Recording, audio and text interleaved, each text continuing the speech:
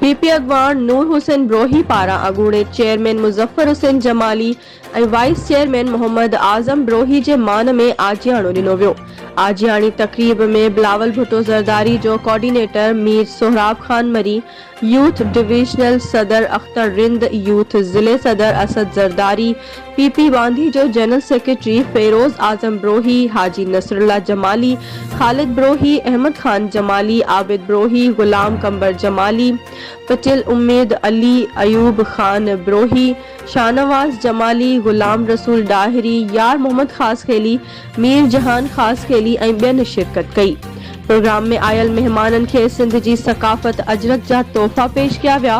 Programme जे मेज़बान नूर हुसैन ब्रोही आयल मेहमानन के आजियाणो पेश कयो, जॾहिं त अगूणे चेयरमैन मुजफ्फर हुसैन जमाली, मोहम्मद आजम ब्रोही, मीर सोहराब खान मरी प्रोग्राम के खिताब कंदे चयो त पीपल्स पार्टी उहा वाहिद पार्टी आहे जे हमेशा गरीबन जो साथ ॾिनो आहे ऐं हमेशा इक़्तिदार में अचण खां पोइ अवाम के नौकरियूं ॾिनियूं आहिनि।